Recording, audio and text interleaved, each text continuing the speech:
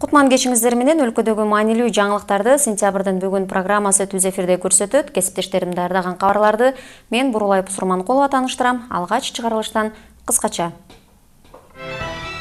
УКМКнын өрдөгү Белиз мамлекети Кыргызстанга апостил менен көйлөндүргөн документтерди тастыктабай турганын Азаттыкка билдирди. Саясаттагы ажырашуу, республика ата журт партиялары бөлүндү. Бүгүн парламентте Ата мекен фракциясынын лидери Өмүрбек Текебаев Жогорку кеңештин жалпы жыйынында тарыхый сөз сүйлөдү. Көрсөтүүбүздү чукул кабар менен баштайбыз. Кыргыз-казак чек арасындагы Кордай көзөмөл өткөрүү пункту убактылуу жабылды. Бул тууралуу окуяга күбө болгон Мурат Бейшекеев Спутник Кыргызстан агенттигинин WhatsApp каналы аркылуу билдирди. Анын айтымында көзөмөл өткөрүү жайы саат 18:00-га жакын жабылган. Окуя болгон жерге өрт өчүрүүчүлөр, полиция, тез жардам кызматы жана сапёрдун автоунаасына окшогон машина келди. Бизди окуя болгон жерден алыс чыгарып, кара суу өткөрүү пунктуна баргыла деп айтышты. Чек ара эки тараптан тең жабык. Имиштерге караганда казак тараптан бомба табылганын айтышууда. Так билбейм, деди Бейшекеев. Кыргызстандын мамлекеттик чек ара кызматы казак кесиптештерине таянуу менен көзөмөл өткөрүү пунктундагы автоматташтырылган системада көйгөй жаралганын Сентябрь каналына билдирди. Белиз расмий документти Кыргызстанга жиберген эмес. Кыргызстанга Борбордук Америкадагы Белиз өлкөсүнөн келди делген апостил менен көйлөндүрүлгөн документке кол койгон Белиздин жогорку сотунун каттоочусу Эдмунд Оливер документтердин мазмунун эмес, аларга кол койгон жергиликтүү адвокат Райан Бробелдин гана колун тастыктап өз мөөрүн басканын Азаттыкка билдирди. Ал эми документтердин бирине кол койгон адвокат Райан Бробелдин Бробел Энди Ко компаниясынын өкүлү Виани Солис Бишкекке эч кандай документ жөнөтүлбөгөнүн, адвокат Вробел документтерди нотариалдык жактан гана көйлөндүрөөрүн ушул эле Азаттык булагына айткан. Биз нотариалдык кызматкана көрсөтөбүз. Эгер Бробел мырза кайсы бир документке кол койгон болсо, ал көйлөндүрүү жана апостил коюу үчүн кылган болушу мүмкүн. Биз мындай кызматты башка компанияларга сунуштайбыз. Кыргызстандын президентине жөнөтүшүбүз мүмкүн эмес. Нотариалдык кызмат үчүн бизге кайрылган өнөктөштөргө документтерди көйлөндүрүп беребиз. Жогорку кеңеш Ата мекен фракциясынын 3 мүчөсү Альфа Телекомдун 50% акциясын сатууну көздөгөн деген УКМКнын маалыматын териштирди. УКМКнын төрагасы Абдил Сегизбаев Белиз өлкөсүнөн алынган документтер 3 депутаттардын катышуусу жок, ошондой эле келишими жок эле түзүлүп калышы мүмкүн деген жоромолдорду айтты. Депутаттар бул боюнча түрдүү суроолорду узатып, чындыкты билүүгө жапырт аракет кылышты. Бир топ күндөн бери УКМКнын башчысы Абдил Сегизбаевдин Белиз мамлекетинен алынып келинген документтер чоңчуунун себеби болду. Депутаттар маселени жогорку кеңеште көтөрүп, тиешелүү органдардын жетекчилерин парламентке чакырып сурашты. Абдил Сегизбаев алынып келинген документтер жасалма эмес, бирок мындай документтер кызыктар тараптардын кол коюусу жок эле түзүлүшү мүмкүн деди.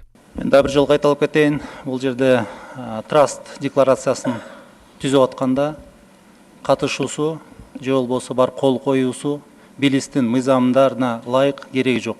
УКМК башчысынын мындай жообу күмөндүү ойлорго жем таштады. Мындай учурда саясий оппоненттерди каралоо үчүн каалаган учурда офшордук документтерди жасап алууга болот. Баяндамаңызда айтып кеттиңиз, ушул Белизадагы компанияны ачкан ата табылган кишилер барган эмес, кол койгон эмес деп. Анан эми кандай болуп калат? Барбаса, кол койбосо ушуну ачыш оңойбу? Мындай болсо эртең күнү сиздин атыңызды ачышы мүмкүн, бирөөлөр эле. Эртең күнү Индира Жолдобайдын атын ачышы мүмкүн, менин атымды ачышы мүмкүн. Бул документтердин алкагында кимдир бирөөгө кылмыш ишин козгоого болбойт. Анткени бул жерде кылмыш болгон эмес. Кылмыш иш козгоонго негиз жок да, кылмыш болгон эмес. Аракеттин белгилери болушу мүмкүн. Бул жыйынтыгы бир гана уят болду, жаман деген сөз калат да. Маселе дыккат иликтенбей туруп, коомдук телеканалдардан депутаттар Текебаев, Сайланова, Шыкмаматовдордун аты айтылып, ал тургай тасмага 3 депутаттын аты жөндөрү да тартылып алынган. Мындан улам бул маселе атайын сценарийлешкен шоу экендиги айтпаса да айкын. Эмне үчүн алар каралып атат ошо менен? Кайсы негизде? Булардын күнөөсү жок экен, бербептир. Чакырыңыз да. Биз айткандан кийин, мына жана да айтылыптыр башында. Эмне үчүн келбейт алар бул жерге? Каралоонун баары ошодон кетип атат, ошол телевидениялардан. Булардын таптакыр күнөөсү жок экен. Булар өздөрүнүн жумушун кылып атыптыр көрдө. Так, эч кимге бербей. Болгон документти бергенде гана случайно объективге түшүп калыптыр. Абдил мырза мындай катуураак кармап койгон экен ошол жерде. Случайно оператор дагы фокусту кармап калыптыр.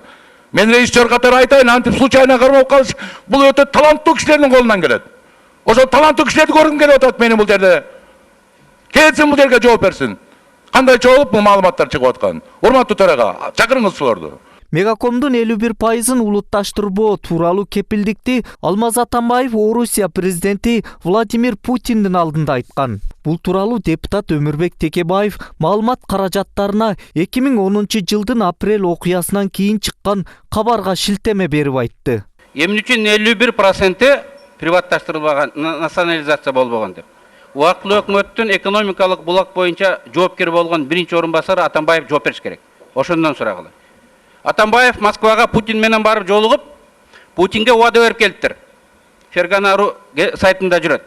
Биз сатпайбыз, национализация кылбайбыз, кала берсин, орус тарап дивидендин төлөп, налогун төлөп турса болду деп. Фергана.руга Фарид Ниязов мындай деп айтып атат. По вопросу Мегакома стороны пришли к единому мнению, что ситуация должна как можно скорее решаться в полном соответствии с законодательством и соблюдением законных интересов акционеров. Кыргызстан обозначила, что вопрос о национализации 51% не стоит.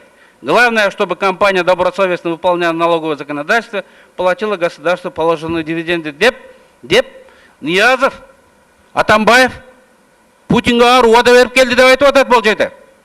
Белиз өлкөсүнөн келген документтердин чынтөгүнү жөнүндө талаш тартыштар дагы да уланууда.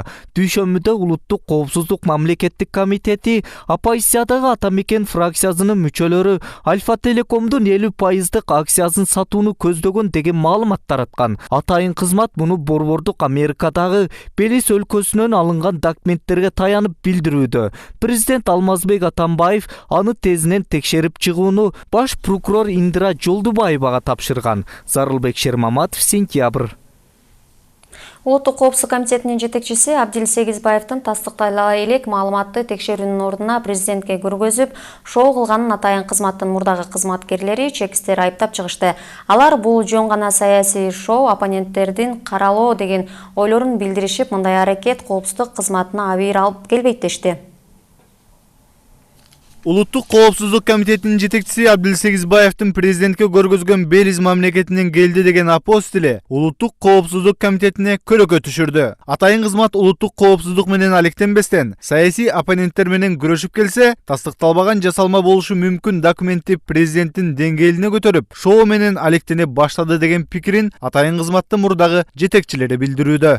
Коопсуздук комитети иштин баарын тактап, ошо жактан жанагы кагаздарды алып келиптир. Ошол боюнча иш коскоп, факт боюнча. Анан изилдеп, расследование жүргүзүп туруп, анан кийин сотко өткөрүп бериш керек эле да. Аны президент өткөрбөй, сотко өткөрүп, анан сот өзүнүн чечимин чыгарыш керек эле да.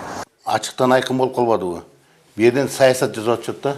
Өзүнүн саясий оппонентин куугунтуктоо, ошо саясий оппонентин каралоо иштер жүрүп аткан ар бир көргөн кишиге ачык эле болуп калбадыбы, түшүнүктүү эле болуп калбадыбы? Мен кечээ мына интернеттен окудум, кандайдыр Белиз мамлекетинен келген документти президентке көрсөтүп атат. Азыр бүгүн кайра айтып атат, Белиз мамлекети, мамлекеттик органдар, ал мамлекеттик орган биздин мамлекеттик органдарга бир да расмий документ жөнөтпөптүр. Булар кандай жол менен ал оперативдик жолдо алат, бул мен билбейм. Сегизбаев оперативдүү деген сөздү кандай түшүнөт? Бул жөнүндө түшүнүгү жок болуш керек даже.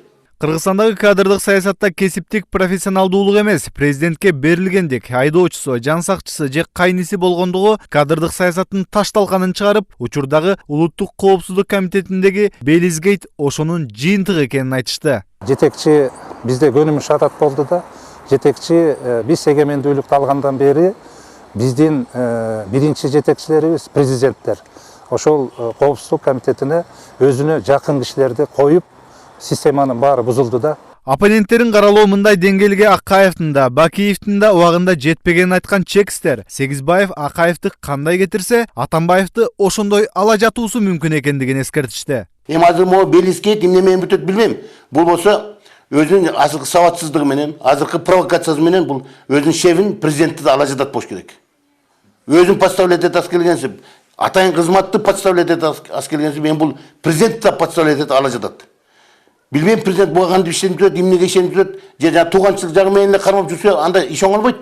Бул азыркы бийликтер кулагы дүлөй жаңсыздығыңды көрбейт, бир келчү алып эле ана муштумду көрсөтүп жаңсызданган ошондо бизге кекет атат, токтотпосок деген келбейт деген адамдар да чыгып атат уже. Качкын президент Курманбек Бакиевдин тушунда атайын кызмат аралашкан Матрешка Гейт Улуттук коопсуздук комитетинин тарыхында кара тамга менен жазылып, эң уяттуу барагы. Бирок тарыхтан сабак албаган атайын кызматтын жетекчилери кандай жол менен болсо дагы саясий башкы оппоненттин элге жек көргөзүү аракетин көрүп жаткан учуру. Бул жөө жомоко Сегизбаев менен Жолдубаева өздөрү да ишенип алышканбы деген пикирлер айтылууда. Марат Төлөмүш уулу, Ренат Элеманов, Сентябрь. Бүгін Атамекен фракциясынын лидери Өмүрбек Текебаев Жогорку кеңештин жалпы жыйынында тарыхый сөз сүйлөп, өлкөдөгү акыркы мезгилдеги саясий окуяларга баа берип, президент Алмазбек Атамбаев бийлигим туруктуу, түбөлүктүү болсун деп, элдин пикири менен эсептешпей, хан сарай куруп жатат деп айтты. Алмаз Атамбаев баш аягы 10 гектар жерге, ортосуна аларча суусу шаркырап агып бөлүп турган территорияга хан сарай куруп атат. Элибиз мөңкүрөп карызга батып турганда эмне кылып аласың деп ээсин тааныбай эсирген, элдин пикири менен эсептешпеген бийлик бизде пайда болуп турду. Мындай монументалдык курулушту императорлор, династиялык императорлор курган. Менин бийлигимдин туруктуулугун, түбөлүктүүлүгүн билдириш үчүн, элдерди баш ийдириш үчүн. Мына бизде кандай идеология калыптанып жатат? Бул эл менен эсептешпеген. Өзүм билем. Байлыкка чиренип, мансапка манчыркаган идеология. Өзүм билем деп, элди сыйлабай, конституция менен законду четке сүрүп койгондугу бүгүн айдан ачык байкалып калды. Президент Атамбаевдин оюна макул болбогон адамдарды ал эл алдында эл душманы, ел бузукчусу деп жарыялап, укук коргоо органдарына алардын бир нерсесин таап, бар болсо, жок болсо да кама деп ачык өзү уюштуруп өзү буйрук бере баштады. Граждандык активисттерге, журналисттерге өз оюм менен макул болбосо түздөн түз акарат көргөзө баштады. Биз туура эмес жолдо кетип атабыз. Бирөө деген Атамбаев туура эмес кылып атасыз, коюңуз деп айта турган адам калбай калды. Жок, ал мыйзамсыз болот деген Мелис Турганбаев менен Кашкар Жунушалиевди жумуштан айдады.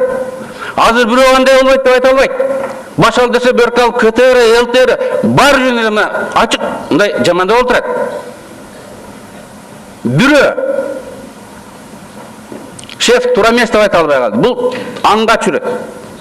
Бул жакшылык эмес. Биз айтпай койсок жамандык кылган болобуз. Урматтуу депутаттар, мен өткөндө да айткам, дагы айтам. Өлкөнүн тарыхы сиздердин колдо. Мындай туура эмес жолду. Оппоненттерди куугунтуктоо, массалык түрдө жамандоо, бул ар кандай саясий режимдин акыркы өмүрүнүн белгиси, бул агониянын белгиси. Урматтуу депутаттар, мен айтып атам, конституция сынды, элита сынды. Эгер эл сынса, биз кайра турбайбыз. Президент өзүнө берилбеген укуктарды мурун жаап жашырса, азыр ачык пайдаланып, элдин алдында зордук зомбулук менен башкара баштады. Биз ошону токтотойлук деп атабыз. Биз шайлаган өкмөт сиздердин алдыңыздарга келип отчет берип, бул ишти кылайлык деп 1 жылдык программасын ушул жерден бекитип кетсин деп атабыз. Соронбай Жээнбеков жер-жерлерге барганда улуу урматтуу парламенттин тапшырмасын аткарып атам дегендей болуш керек. Менин кыскача айтар дегеним ушул. Өлкөнү туура жолго буруу, конституцияны калыбына келтирүү. Бул сиздердин колуңуздарда. Активисттин сот тармакта жазган оюнча сот иши башталды. Бүгүн депутат Дастан Бекешев менен жарандык активист Мавлян Аскарбековдун соту болду.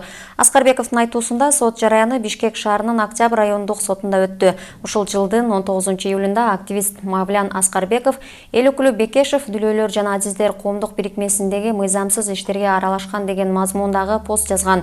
Бул посту депутат адамдык абийирине шек келтиргенин айтып, жарандык активистти сотко берген.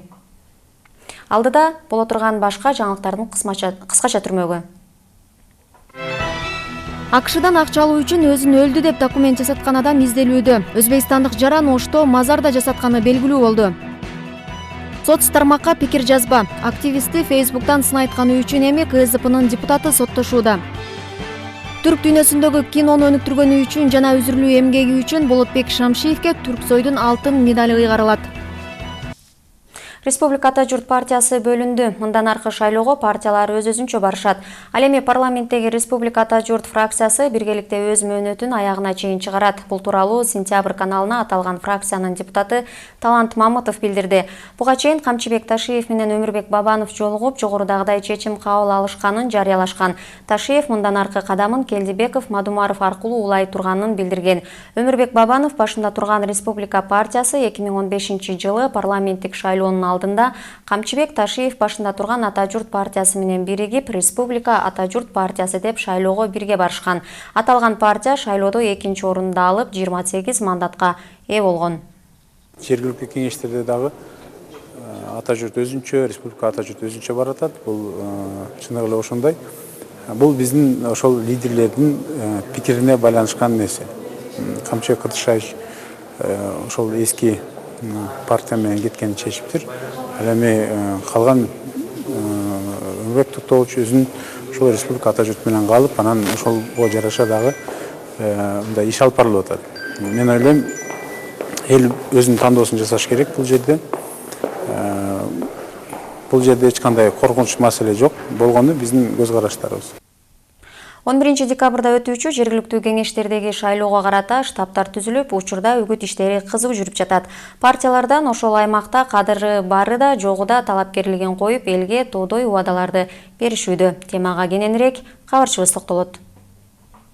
Ар бир партия өзүнүн асмандан айдалып берем деген кыяздагы убадаларын берип, кандай болсо да элдин добушун алууну көздөөдө. Мисалы КСДП партиясы социалдык демократияны курабыз десе, Республика Ата журт Бишкектин парктарын сактап калабыз, лифтерин алмаштырабыз жана башка дагы бир топ ураандарды карманышууда. Ал эми Кыргызстан шаар каттамындагы жол кире бекер болот деп эл ишендирүүгө аракет кылууда. Бирок шаардык кеңештер коллегиалдуу орган болгондуктан бир партиянын убадаларын ишке ашыруу көпчүлүк учурда мүмкүн эместигин жарандык коомдун өкүлдөрү билдиришет. Талапкерлер ар кандай убадаларды берип атат. Биринчиден, убаданы программага мындай тыкыз байланбай турган убадалар берилип атат. Айтып кетсек, көп талапкерлердин программасы дагы жок. Бир-эки убада бюджет боюнча берип атышат. Бюджет боюнча дагы абдан кыйын, татаал убада да аткарууга.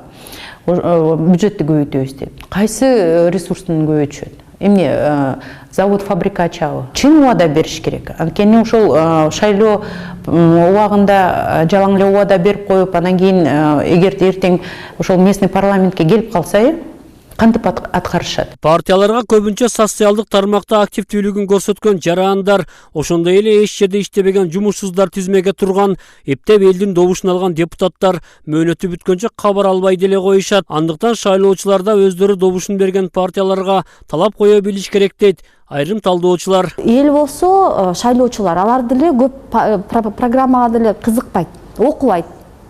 Ошондуктан ар бир талапкер келип алып эле эмнени айтса эле макул деп коюп жүрө беришет да.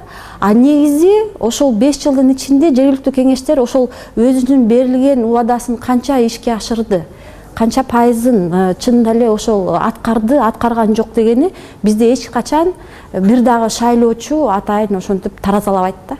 Таразалаган үчүн кайрадан шайлоо келгенде кайра эле эмне эле булар көп убада берип атат деп, бирок барып туруп кайра эле добуш бере беришет. Алдыдагы шайлоодо дагы ар кандай ыплас оюндар болуп кетпейт деп эч ким кепилдик бере албайт. Анткени айрым партиялар азыртадан эле акчасын, белек печкегин камдап, добуш алуунун оңой механизмдерин ойлоп жатышыптыр. Учурда байма-бай берилип жаткан убадаларга ишенесиңерби деген суроо менен шаардыктарга кайрылдык. Некоторые депутаты же исполняют то, что обещали, а некоторые нет. Ишенбейм. Общественный транспорт как может быть бесплатным, а водитель да кайсы акчага жашайт? Не верю. Обещают много, а делать ничего не делают. К депутату даже нельзя подступиться. Ошого кантип киши ишенсин айланайын? Партиялардын берип жаткан убадаларына ишенесизби? Жок. Вы верите этому? Нет, не верим. А за какую партию голосуете?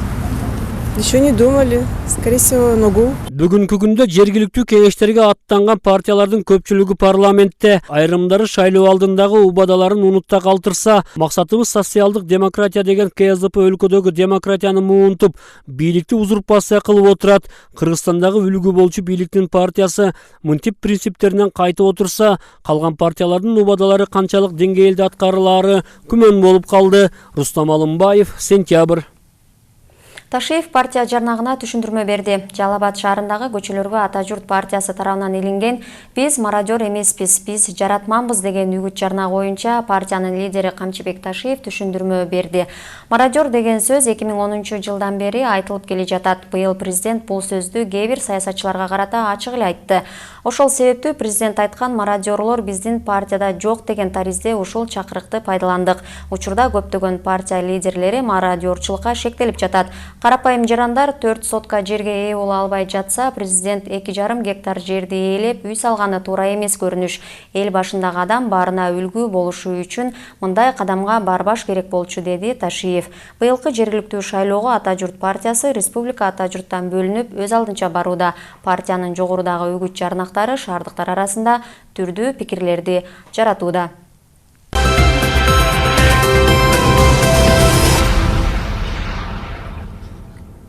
Кыргызстан менен Тажикстан Крым боюнча антироссиялык резолюцияга добуш берүүдөн карманышты. Ал эми Казакстан менен Өзбекстан каршы добуш берди. 15 ноябрда Бириккен Улуттар уюмунун башкы ассамблеясынын 3 комитетинде Украина макулдашууну өз пайдасына чечүүгө жетишти. Документке уюмга мүчө 73 мамлекет макул деп добуш берсе, 76 өлкө калыс болду. Кабыл алынган документте орус бийлигине Крым жашоочуларына карата адам укуктарын тебелүү маселесине тез аранын ичинде оң тараптуу чараларды көрүү талабы коюлган. АКШда өзүн өлдү деп документ даярдаган киши Ошто изделип жатат. АКШдан $1 миллион камсыздандыруу акча алуу максатында өзүн өлдүм деп жарыялаган адам изделип жатат. Анын көз жумганы тууралуу тастыктама берген Оштогу ооруканада иштеген дарыгерлер кылмыш жоопкерчилигине тартылып, ири өлчөмдө айыппул салынды. Ички иштер министрлиги тараткан кабарга ылайык, Өзбекстандын 31 жаштагы тургуну болжол менен 2000 жылы грин карт аркылуу АКШга барган.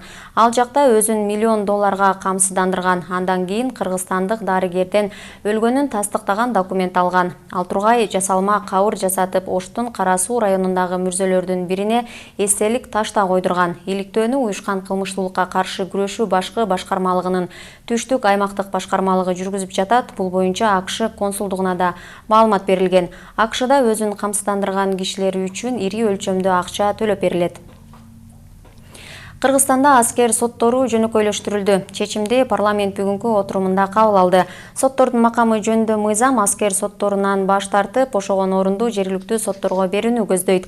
Мыйзамдын демилгечилеринин бири Атамекен фракциясынан депутат Алмамбет Шыкмаматов аскер сотторунун эмгек акысы кээ бир судьялардын айлыгынан бир канча эсе көп экенин, ошол эле маалда аскер сотунда жумуш анча көп эместигин эске салды.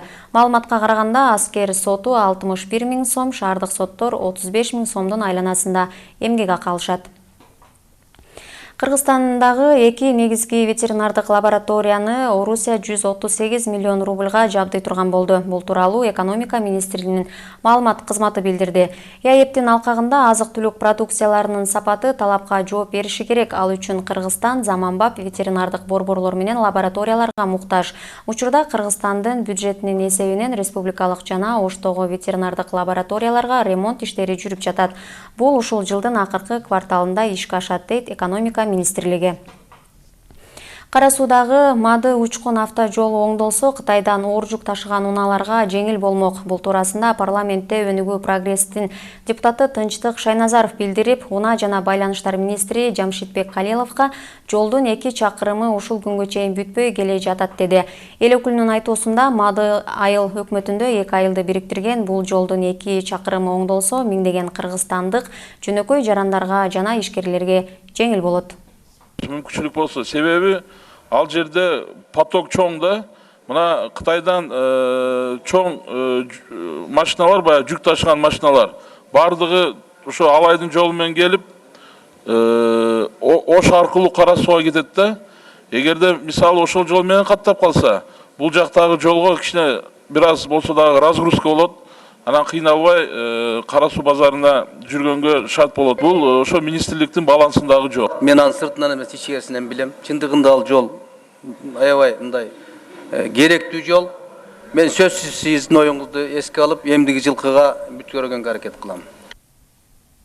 Жыргалаңдагы Көкпел суусуна айыл тургундары көпүрө курду. Ысык көл облусуна караштуу Ак Суу районунун Жыргалаң айылынын тургундары Көкпел суусуна узундугу 12 метрде түзгөн көпүрө курушту.